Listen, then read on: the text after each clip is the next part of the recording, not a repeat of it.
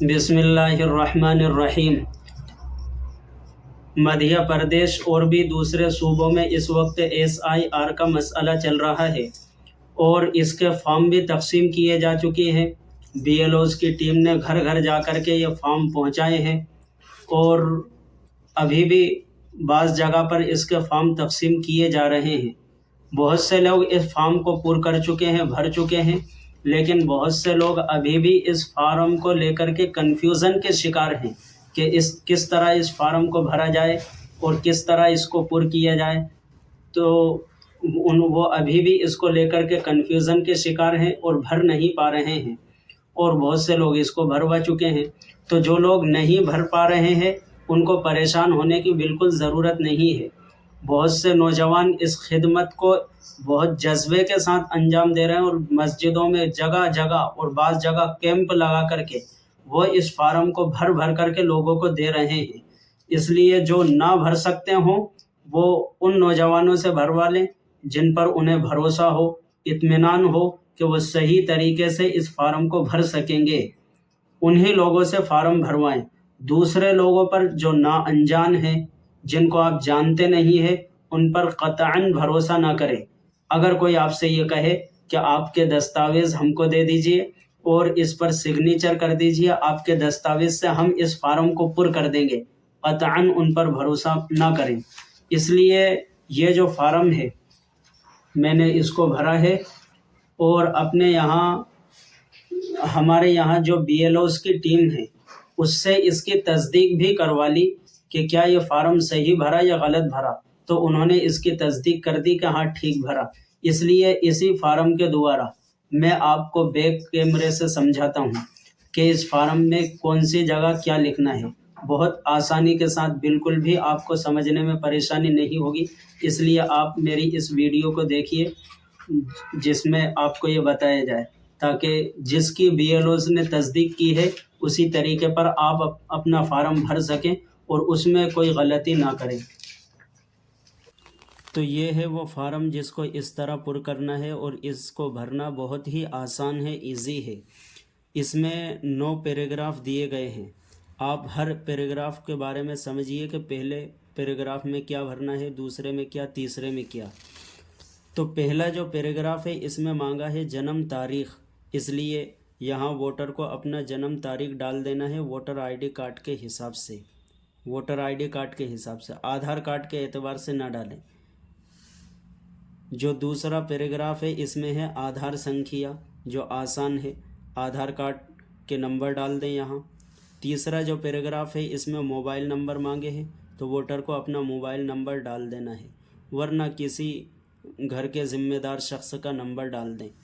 चौथा जो पैराग्राफ है इसमें मांगा है फादर का नाम, तो यहाँ वालिद का नाम डाल दें, अपने पिता का नाम डाल दें चौथे पैराग्राफ में। पांचवा जो पैराग्राफ है इसमें मांगा है पिता का EPIC नंबर यदि उपलब्ध हो, तो चूँकि EPIC नंबर ये वोटर ID कार्ड पर लिखा रहता है इसलिए वहाँ से डाल दें, वरना फॉर्म पर भी ये EPIC नंबर डले रहते हैं, फार्म से लेकर के डाल दें, लेकिन वोटर ID कार्ड से लेकर के डालना ही ज़्यादा बेहतर है।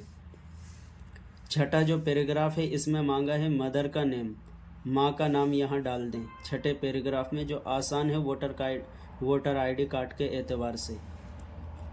सातवां जो पैराग्राफ है इसमें मांगा है माता का EPIC नंबर, तो ये भी वोटर ID कार्ड के एतबार से EPIC नंबर डाल दें, वरना फार्म पर भी EPIC नंबर डले हैं तो माँ के फार्म से डाल दें। आठवां जो पैराग्राफ है इसमें वोटर को अपनी पत्नी का नाम डाल देना है अगर शादी हो चुकी है, और शादी ना हुई हो तो इसको टिक लगा करके खाली छोड़ दें। नवा जो पैराग्राफ है इसमें लिखना है पति या पत्नी का नाम, पति या पति का EPIC नंबर यदि उपलब्ध हो, तो वोटर की अगर शादी हो चुकी है और वोटर मर्द है तो यहाँ उसको अपनी पत्नी के EPIC नंबर डाल देने हैं, और अगर शादी नहीं हुई, EPIC नंबर नहीं है, तो टिक लगा करके छोड़ दे खाली। अब आ जाइए नीचे के पैराग्राफ में। इस खाने में भी 9 पैराग्राफ हैं, लेकिन इसको आप थोड़ा समझ लीजिए कि अगर वोटर का नाम 2003 की लिस्ट में नहीं है तो उसको इस तरफ का ये पैराग्राफ भरना है, इस तरफ का खाना भरना है। और खाना जो भरना है, वोटर को 2003 की लिस्ट में उसके वालिद का नाम था या उसके ख़ानदान रिश्तेदार में से किसी का नाम था, चचा हैं, और इसी तरह जो माँ है, दादी है, दादा हैं, इस तरह उनका वोटर लिस्ट में नाम था, तो उस एतबार से इसको भरें। अगर वालिद का नाम था तो वालिद का नाम 2003 की वोटर लिस्ट में था, तो उस एतबार से इसको भरें। यहाँ लिखना है नाम, तो यहाँ वालिद का नाम डाल दें यदि अगर 2003 की वोटर लिस्ट में था। दूसरा है ईपिक नंबर, 2003 की वोटर लिस्ट के एतबार से ईपिक नंबर डाल दें फादर के, वालिद के। तीसरे पैराग्राफ में है रिश्तेदार का नाम, तो हमारे वालिद के जो रिश्तेदार थे उनका नाम डाल दें, यानी दादा का नाम डाल दें, उनके पिता का नाम डाल दें।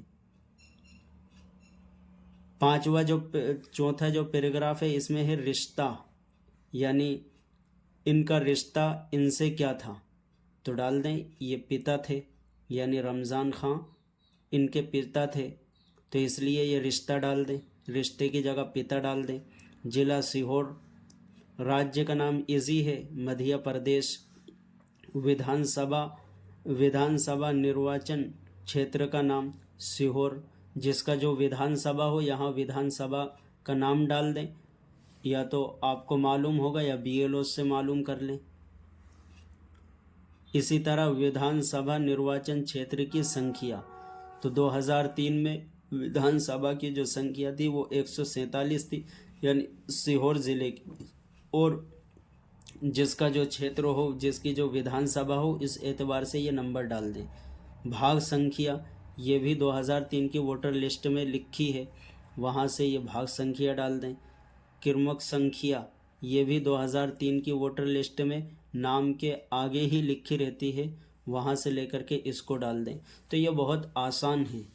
अब आ जाइए कि अगर वोटर का नाम 2003 की वोटर लिस्ट में था तो उसको इस तरफ का पैराग्राफ नहीं भरना है, बल्कि उसको इस तरफ का खाना पुर करना है। इस तरफ का